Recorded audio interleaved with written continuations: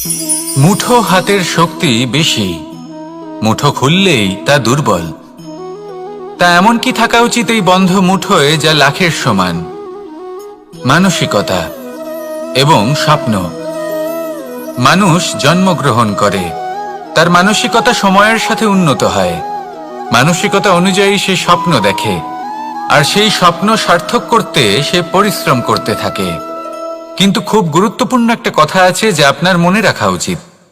আপনার এই মানসিকতা, আপনার এই স্বপ্ন, তা যেন আপনার নিয়ন্ত্রণে থাকে। আপনার বন্ধ মুঠোয় যেন এর লাগাম থাকে, আপনি যেন এর প্রভু হন। যদি তা হয় তবেই আপনি লাভবান হবেন। যদি এরা আপনাকে নিয়ন্ত্রণ করতে থাকে, যদি আপনার মুঠো খুলে যায়, না পথ আপনার নিয়ন্ত্রণে থাকবে, না মানসিকতা থাকবে, না স্বপ্ন নিয়ন্ত্রণে থাকবে। আর যদি তাই হয় তাহলে আপনি আপনার ভবিষ্যৎ নষ্ট করে ফেলবেন। তাই নিয়ন্ত্রণ করতে শিখুন নিজের বিচার বুদ্ধি, নিজের মানসিকতা, নিজের স্বপ্নকে। নিজের এই স্বপ্ন পূরণ করুন, আর আমার সাথে ভালোবেসে বলুন, রাধা রাধা। আমার কাছে যশোদা মা যেমন, আমার কাছে দেবকী মা যেমন, আমার কাছে ঠিক তেমনই হলেন গোমাতা। এবার ভেবে দেখার বিষয় হলো এটা যে এই সংসারে অসংখ্য প্রাণী আছে। একজন গাইকে একজন মায়ের মর্যাদা কেন দেওয়া হয়? তাহলে এর অনেকগুলো কারণ আছে। এই গাই অর্থাৎ গোমাতা, এনারা হলেন অত্যন্ত শান্ত, শান্তিপ্রিয়, কখনো কারোর কোনো ক্ষতি করতেই পারেন না। গোমাতা যে দুধ নিজের বাছুরকে পান করান, সেই দুধই আমাদেরও দেন। সেই দুধ পান করে আমরা শক্তি লাভ করি। এই দুধ থেকে আমরা মাখন, ঘি, পায়েস, এইসব সুস্বাদু খাবার লাভ করি। গোমাতার গোবর আমাদের জ্বালানি হিসেবে সাহায্য করে, যার ফলে খুব কম সংখ্যক কাঠ ব্যবহার করা যায় এবং বেশিরভাগ জঙ্গল সুরক্ষিত থাকে। গোমাতার গোমূত্র, সেটাও আমাদের কাছে লাভজনক।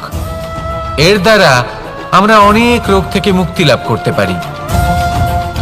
গোমাতা যখন একটি বাছুরকে জন্ম দেন, তখন সেই বড় হয়ে আমাদের ক্ষেত কর্ষণ করে। সেই জন্য গাইকেও জীবনে মায়ের মর্যাদা দেবেন। যতটা সম্ভব তাকে সেবা করুন এবং ভালোবেসে তাকে পালন করুন। এই মন নিজে থেকেই প্রসন্ন হয়ে বলবে, রাধা রাধা। চলতে থাকা, থেমে যাওয়া, বিশ্রাম নেওয়া, তারপর দম নিয়ে পুনরায় দাঁড়িয়ে পড়া, আর তারপর আবার সেই পথ চলা। এটা জীবনের অভিন্ন এক অঙ্গ, এটার থেকে আপনি পালাতে পারবেন না। কিন্তু এই অঙ্গকে আপনি নিজের জীবনে কিভাবে প্রয়োগ করবেন, কিভাবে তাকে কাজে লাগাবেন, সেই সিদ্ধান্ত আপনাকে নিতে হবে। যারা হেরে যান তারাও জীবনে থমকে যান, আবার যারা জেতেন তারাও দাঁড়িয়ে পড়েন। যারা হেরে যান তারা হাঁপিয়ে দাঁড়িয়ে পড়েন, যারা জিতে যান তারা দাঁড়িয়ে পড়েন সেই সর্বোচ্চ স্তরে পৌঁছে গিয়ে। এবার দাঁড়াতে তো আপনাকে হবেই, তা হতেই হবে। কিন্তু কখন, কিভাবে দাঁড়াবেন, ক্লান্ত হয়ে নাকি সর্বোচ্চ স্তরে পৌঁছে গিয়ে, সেই সিদ্ধান্ত আপনার। অবশ্যই দাঁড়িয়ে পড়ুন, কিন্তু ক্লান্ত হয়ে নয়, কারণ আপনাকে পুনরায় দাঁড়িয়ে পড়তে হবে, পুনরায় যাত্রাপথে এগোতে হবে এবং সর্বোচ্চ স্তরে পৌঁছতেই হবে। রাধা রাধা। স্বপ্ন, আমরা জীবনে স্বপ্ন দেখতে থাকি, সেটা পূরণ করার পূর্ণ প্রয়াস করে থাকি। কিন্তু এই স্বপ্ন পূরণ না হওয়ার পরিস্থিতিতে আমরা ভেঙে পড়ি, ছিন্ন বিচ্ছিন্ন হই, আর তারপর এই বোঝা আমরা আগামী প্রজন্মের ওপর রীতিমতো চাপিয়ে দিই। আমরা এটাই মনে করি যে আমরা যেটা হতে পারিনি সেটা আমাদের সন্তান অবশ্যই হবে। আমরা যা কখনো পাইনি আমাদের সন্তান অবশ্যই তা পাবে। এটা যে অনুচিত সেটা আমরা ভাবি না, কিন্তু এটা ভুল, আর এই ভুল আমরা সকলেই করে থাকি। সন্তান প্রকৃতি আর পরমাত্মার আশীর্বাদ। ওদের ভেতরে তাদের নিজের একটা অস্তিত্ব লুকিয়ে থাকে, সেটা রাধা রাধা। এই পুকুর দেখছেন আপনি? পুকুরের জল কখনো প্রবাহিত হয় না, একই স্থানে জমে থাকে, আর সেই কারণে কিছুদিন পর ময়লা হতে শুরু করে। কিন্তু তাও আমরা একে ত্যাগ করি না, আমরা তবুও একে পুজো করি। শুধুমাত্র এই কারণে নয় যে অতীতে সে আমাদের তৃষ্ণা মিটিয়েছে, কিন্তু এই কারণেও যে যদিও বা সে ভবিষ্যতে আমাদের তৃষ্ণা না মেটায়, কিন্তু প্রয়োজন হলে আগুন অবশ্যই নেভাতে পারে। ঠিক সেই রকমই হয় আমাদের সম্পর্ক যা আমরা বহু বছর পরিশ্রম করে তৈরি করি, যে দরকার পড়লে আমাদের সহায়ক হয় কোনো না কোনোভাবে। সেই জন্য সম্মান করতে শিখুন এই সম্পর্কগুলিকে, শিখুন এই সম্পর্কগুলিকে অটুট রাখতে। কথায় কথায় এই সম্পর্কগুলিকে ভেঙে দিতে শিখবেন না। রাধা রাধা, কিন্তু তিক্ততায় অত্যন্ত বিষাক্ত। পেটের মধ্যে যাওয়া এই বিষ শুধুমাত্র একটি মানুষের মৃত্যুর কারণ হয়, কেবল একটি। কিন্তু কানের মধ্যে ঢালা এই বিষ একাধিক সম্পর্কের নাশ করতে পারে। আর এটাতে সেই ব্যক্তির ভুল নেই যে আপনার কানে বিষ ভরেছে, আপনি তাকে দোষ দিতে পারেন না। এখানে দোষ আপনার নিজের, যে এই বিষকে আপনি নিজের উপরে প্রভাব ফেলতে দিয়েছেন, এই বিষকে সুযোগ দিয়েছেন আপনার ক্ষতি করতে। এটা আপনার ভুল। সেই জন্য কুমন্ত্রণায় কখনো কান দেবেন না। আপনার মনে ভালোবাসার দৃঢ়তা জাগিয়ে তুলুন আর নষ্ট করে দিন এই সংসারের সমস্ত বিষের প্রভাবকে। রাধা রাধা। জীবন, আমাদের এই জীবন, সুখ আর দুঃখ, এই দুইয়ের মিশ্রণ। এদের সংমিশ্রণই জীবনের ভারসাম্য বজায় রাখে। এখন এই সুখ এমন এক বস্তু যাকে সবাই খুঁজে চলেছে। দুঃখ এমন এক অনুভূতি যা সবার কাছে আছে।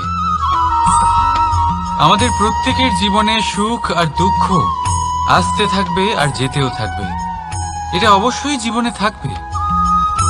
কিন্তু সফলতা, এটা সবার জীবনে আসে না। কেন? কারণ এই সফলতা সুখ আর দুঃখের দ্বারা প্রাপ্ত হয় না। সফলতা প্রাপ্ত হয় নিজের উপরে বিশ্বাস করতে থাকলে। আকাশের ওই সূর্যকে দেখুন, সূর্যের বিশ্বাস আছে নিজের উপর যে সে সমস্ত জগৎকে আলোকিত করতে পারবে, নিজের প্রথম রশ্মি দিয়ে অন্ধকারকে দূর করতে পারবে।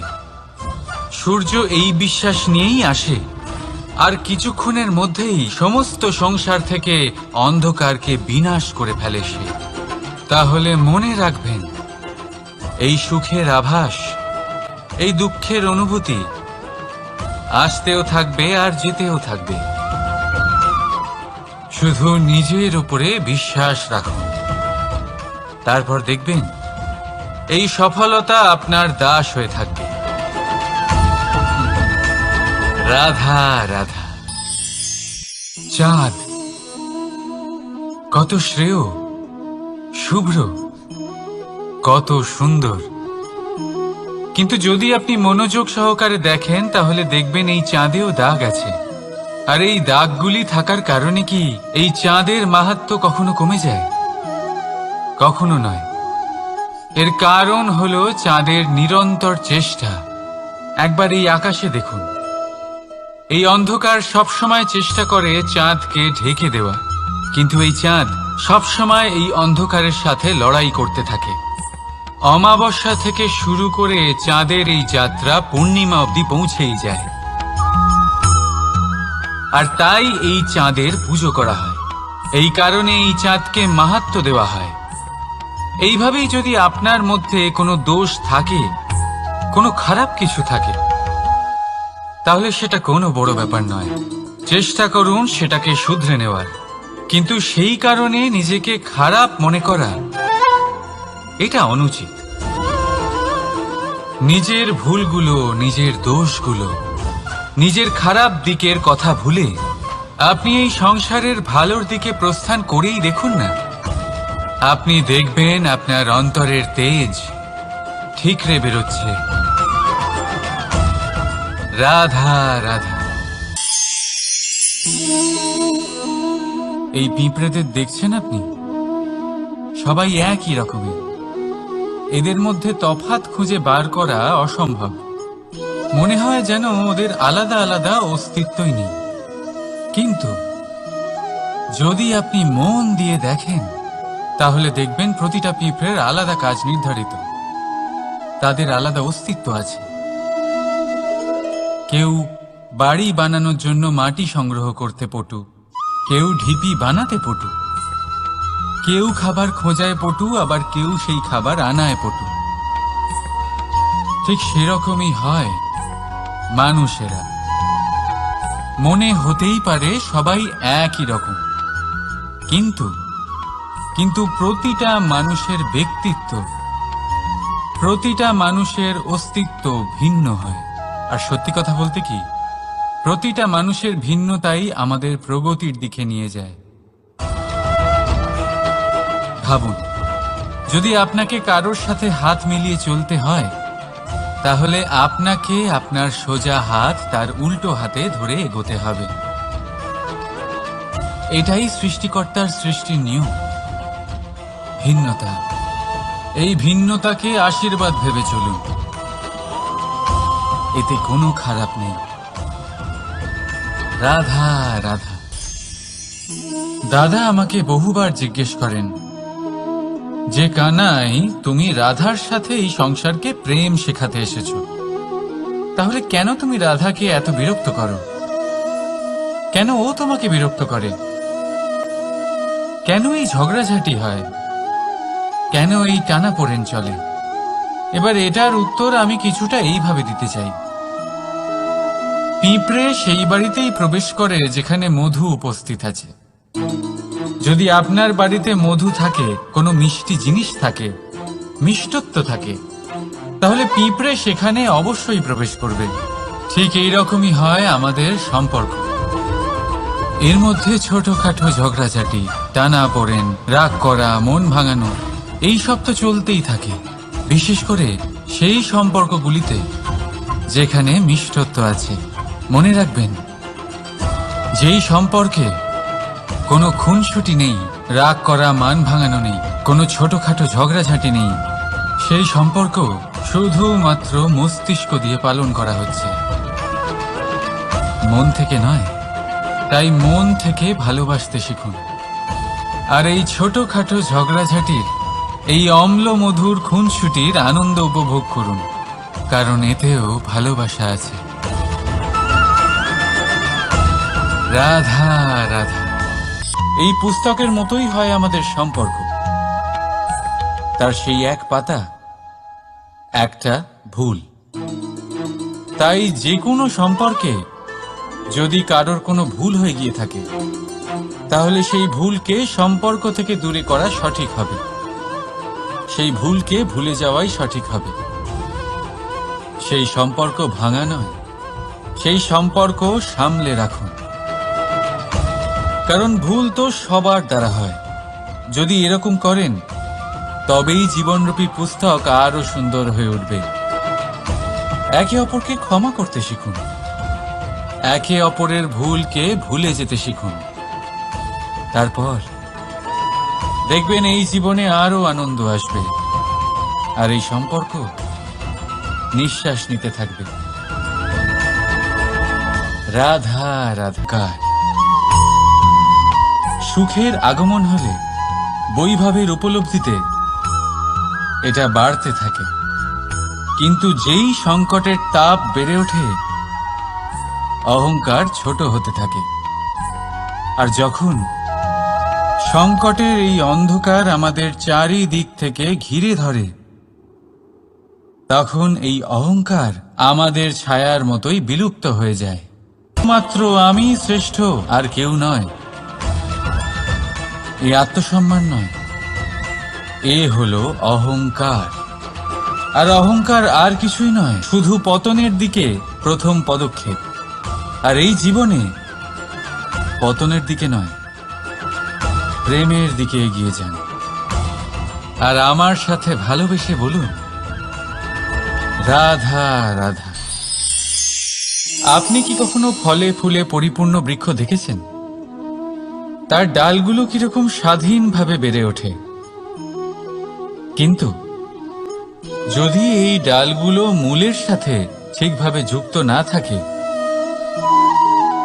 সেই বৃক্ষের মূলগুলি গভীর না হয়, তাহলে কি হবে?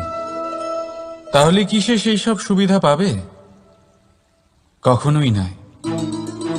সেই বৃক্ষের ডাল পড়ে যাবে, সেই বৃক্ষ ভূমিষ্ঠ হয়ে যাবে। ঠিক সেইভাবেই চিন্তা ভাবনার স্বাধীনতার আনন্দ আপনি তখনই আস্বাদন করবেন যখন আপনার শিক্ষা গভীর হবে। তাই স্বাধীন থাকুন দৃষ্টিভঙ্গিতে, কিন্তু যুক্ত থাকুন শিক্ষার সাথে। রাধা রাধা। সমাজ, আমরা এই সমাজে বাস করি আর বহুবার একটা গুরুত্বপূর্ণ কথা ভুলে যাই। এই সমাজ আমরা সকলে মিলে তৈরি করি। সমস্ত সময় কাটিয়ে দিই এইটা ভাবতে ভাবতে যে এই সমাজ কি ভাববে, আমার কি করা উচিত, আমার কি ভাবা উচিত, কি পড়া উচিত, কোনটা সঠিক কোনটা ভুল। যদি আমি এটা করি তাহলে কয়েকজনের এটা মনে হবে না তো যে আমি খারাপ, যখন আমি তা নই। মনে ভয় উৎপন্ন হয় সেই কয়েকজন মানুষের জন্য। তার কারণ হলো আমরা আমাদের মনের কথা শুনতে পাই না, না শুনতে পারি, না বলতে পারি, আর না করতে পারি। সেই কয়েকজন মানুষের ভয় আমরা খারাপের বিরোধিতা করা ছেড়ে দিই। তখন আপনার কর্ম শুভ হবে। তাই নিজের মনের কথা শুনে এই সংসারে শুভ কর্ম করতে থাকুন, তবেই এই সংসারের কর্মে আপনি সার্থক হবেন। রাধা রাধা। এই পাতাকে দেখুন, কত কোমল, কত শীর্ণ।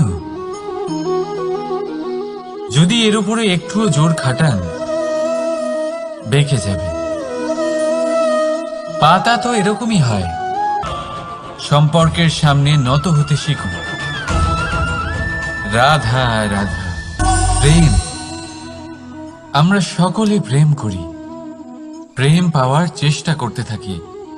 আর এমনও অনেক মানুষ আছেন যারা প্রেম অর্জন করেও ফেলেন, কিন্তু সেখান থেকে শুরু হয় এক নতুন অধ্যায়ের। আচমকা দুই প্রেমীর কিছু অনুচিত বলে মনে হতে থাকে। আচমকা দুজনে নিজেদের অস্তিত্ব নিয়ে বিচলিত হতে থাকেন। এবার এমন হলে কি করা যেতে পারে? আর এই হলো চুন।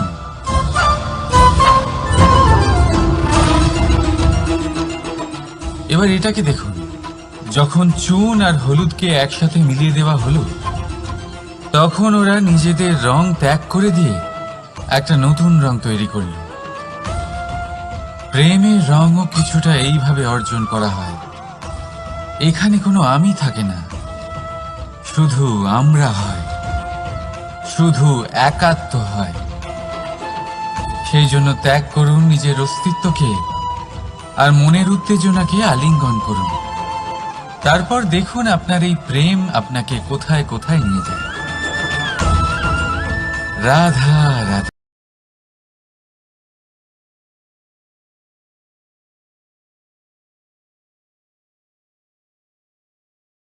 যত শক্তিশালী এই মন, তত শক্তিশালী এই শরীরও।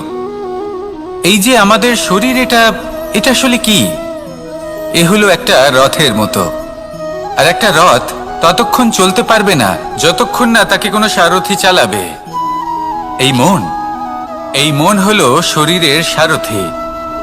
এবার ভাবুন, যদি এই সারথি শক্তিহীন হয়, দুর্বল হয়, তাহলে এই রথের কি হবে? এটা উচিত পথে চলতে পারবে না, উচিত গতিতে চলতে পারবে না। মন মতো স্থানে এটা পৌঁছতেও পারবে না।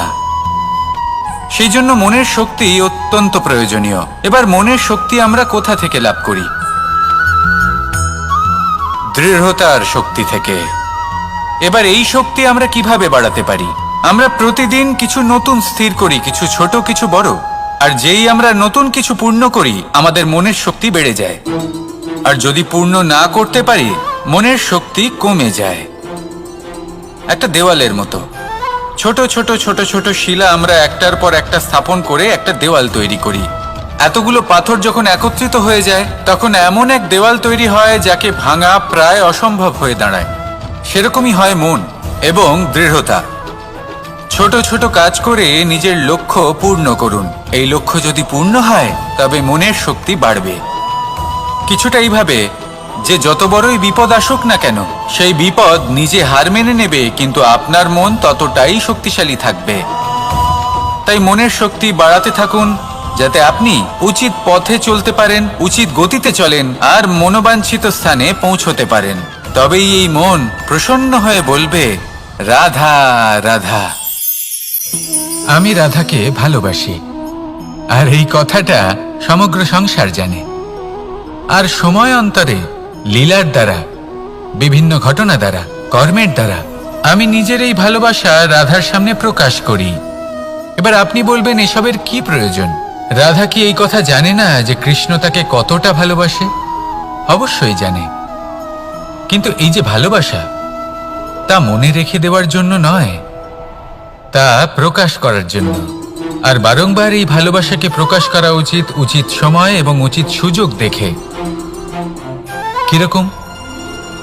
এবার যদি আপনি প্রেমীর সাথে কোনো উৎসবে থাকেন, তাহলে তার সাথে নৃত্য সঙ্গীত করুন। যদি ভিড়ের মাঝে থাকেন, তখন প্রেমীকে সম্মান করুন, একান্তে প্রসাধন করুন।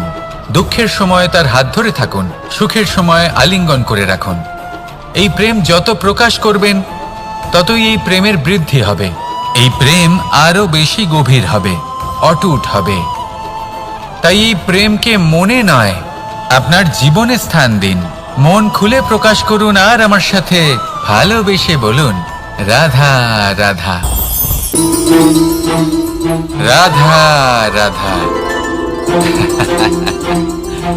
আপনারা হয়তো ভাবছেন, কি আশ্চর্য ব্যাপার, প্রত্যেকবার আমি কথা শেষ হওয়ার পরে রাধা রাধা বলি। এইবার আমি আগেই বলে দিলাম। কারণটা কি? কারণ হলো অত্যন্ত বিশেষ। প্রত্যেকবার কথা সমাপ্ত হবার পরে আপনাদের সবার মধ্যে ভালোবাসা বিতরণ করতে চাই, তাই রাধা রাধা বলি। কিন্তু এইবার এই নতুন এবং বিশেষ সূত্রপাতে প্রথমে প্রেম বিতরণ করা অত্যন্ত আবশ্যক। এবার একটা বিষয় আছে, যা জানেন হয়তো সকলেই, কিন্তু বুঝতে খুব কম জন পারেন। এই প্রেম, এই আনন্দ, এই সকল কিছুর সূত্রপাত হয় নিঃস্বার্থ আবেগের দ্বারা। ঠিক যেমন একজন মাতাকেই দেখে নিন। যখনই একজন মাতা সন্তানকে জন্ম দেন, তখন এই সংসার ভুলে যায় যে তার জন্য এটা একটা নতুন জন্ম। কারণ একজন নারী তখন একজন মাতৃরূপে নতুন ভাবে জন্ম নেন। একজন নারী স্ত্রী ও গৃহবধূ রূপে কিছু অধিকার লাভ করে থাকেন, কিন্তু তিনি যখন মা হয়ে যান, তখন তিনি শুধুই দান করতে শেখেন। নিজের সন্তানের জন্য কত কিছুই না করেন, তাকে বাৎসল্যের সাগরে ভাসিয়ে নিয়ে যান। এই সংসারে রাজকুমার জন্ম নিতেই পারেন, তাকে রাম এবং লক্ষণ কিন্তু মায়েরাই বানিয়ে তোলেন। একজন গোয়ালা জন্ম নেয়, তাকে দ্বারকাধীশ একজন মাই বানিয়ে তোলেন। পিতা হলেন সেই পর্বত যার একটা অংশ হলো তার সন্তান, কিন্তু মা হলেন সেই শিল্পী যিনি একটা পাথরকে খোদাই করে এমন এক মূর্তি গড়ে তোলেন যাকে সকলে পূজনীয় মনে করেন।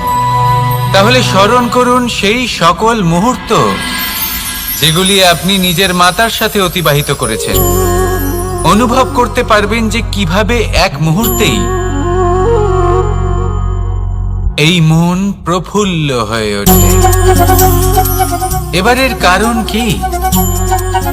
এর কারণ হলো এই জীবনের আসল দ্বারই হলো মমতা।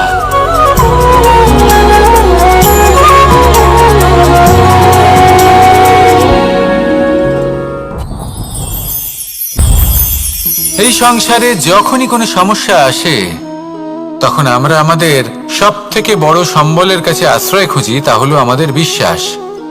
এবার প্রশ্ন হলো এটাই যে এই বিশ্বাস কার উপর করা যেতে পারে? পরিবারের উপর, বন্ধুর উপর, নাকি তাদের উপর বিশ্বাস করা উচিত যাদেরকে আমরা কখনো সঙ্গ দিয়েছি? দেখুন, এই সংসারে বিপদের সম্মুখীন হলে কে আপনাকে সাহায্য করবে সেটা নির্বাচন করা আপনার হাতে নেই। সেটা সেই সকল ব্যক্তির উপর নির্ভরশীল যে তারা আপনাকে সাহায্য করবে নাকি করবে না। অর্থাৎ যখনই কোনো বিপদ আসে সর্বপ্রথম তার সম্মুখীন আমাদের নিজেকেই হতে হয়, আর তার জন্য প্রস্তুত থাকা প্রয়োজনীয়। সেই শক্তি, সেই সাহস অর্জন করা প্রয়োজনীয়। দেখুন, যখনই অন্ধকার আসে তখন সবার আগে কে আপনাকে ত্যাগ করে চলে যায়? আপনার নিজেরই ছায়া। এই অন্ধকারের সম্মুখীন হতে হয় অন্তরের প্রদীপের দ্বারা, অন্তরের আত্মা দ্বারা। তবেই আপনি অন্ধকারের ওপর জয়লাভ করতে পারবেন। সেই জন্য যে বিপদই আসুক না কেন নিজেকে তার জন্য প্রস্তুত রাখা উচিত। সেই সাহস নিয়ে আসুন। এমন কোনো বিপদ নেই যা আপনাকে ভেঙে দিতে পারে। আসুন আমার সাথে ভালোবেসে বলুন, রাধা রাধা। মানুষ সবসময় চায় যে তার জীবনে যেন কখনো কোনো সমস্যাই না আসে। সে চায় তার জীবন যেন শুধুমাত্র শান্তি এবং সুখের দ্বারা পূর্ণ থাকে।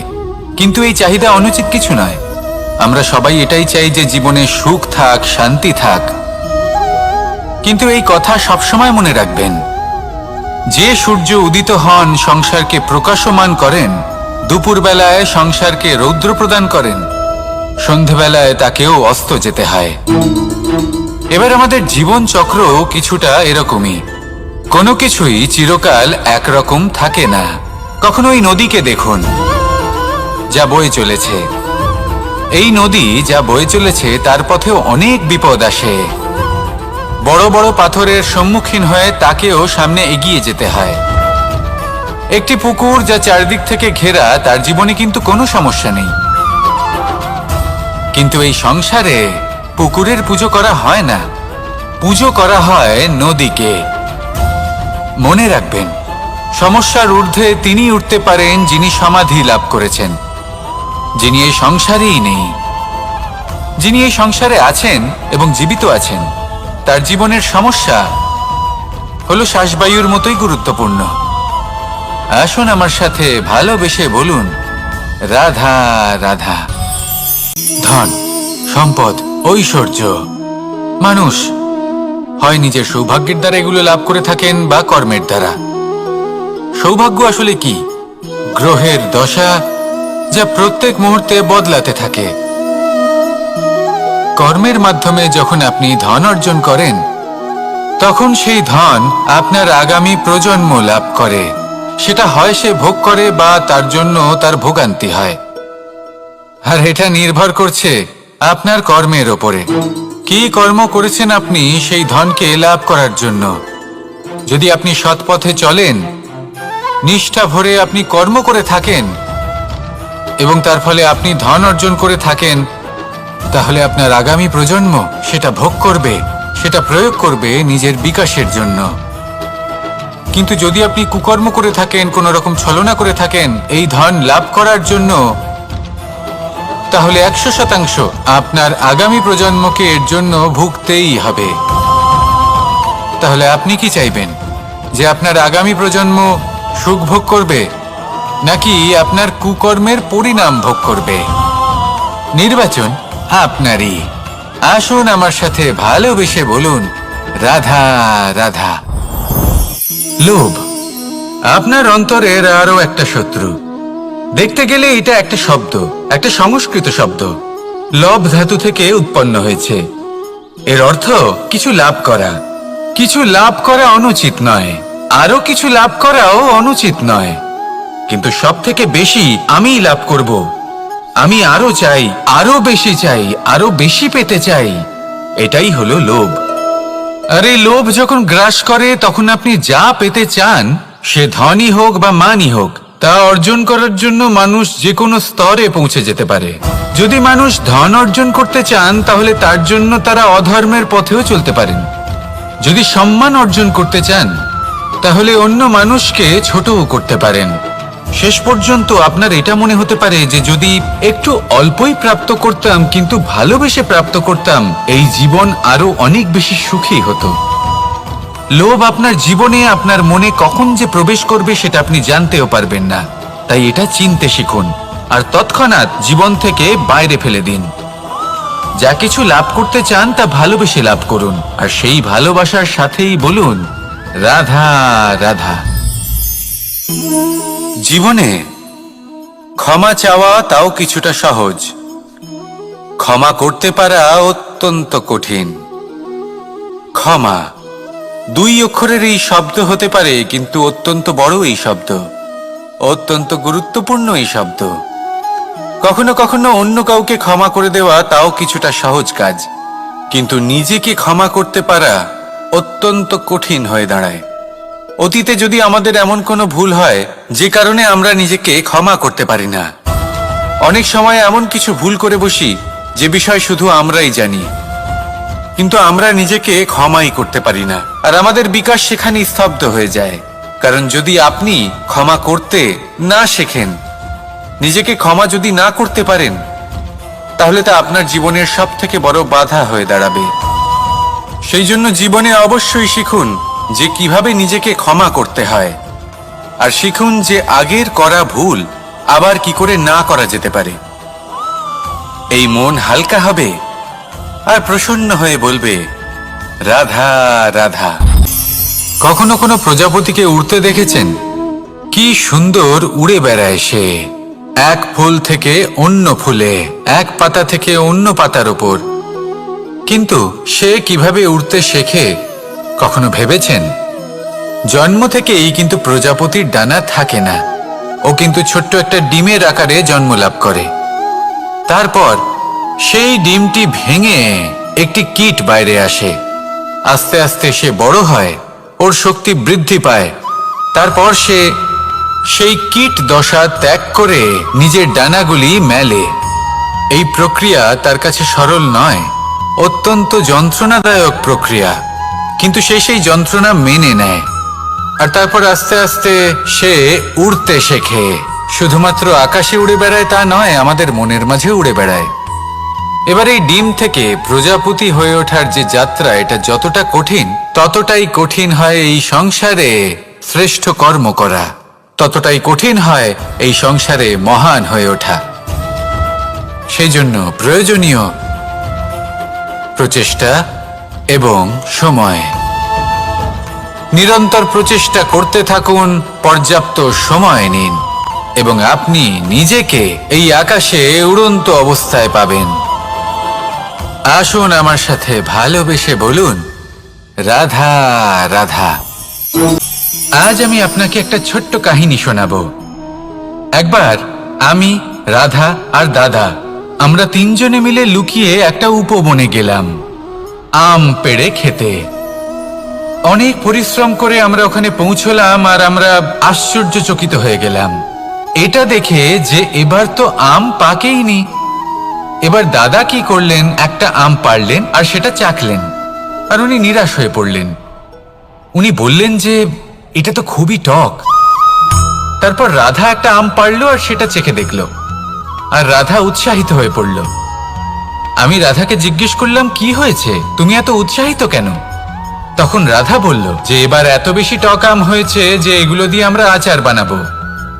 তাহলে দাদা ওখান থেকে বেরিয়ে গেলেন নিরাশ হয়ে এবং খালি হাতে। রাধাও ওখান থেকে বেরিয়ে গেল কিন্তু উৎসাহিত হয়ে, আর অনেকগুলো কাঁচা আম সাথে নিয়ে। এর থেকে আমরা কি শিক্ষা পেতে পারি?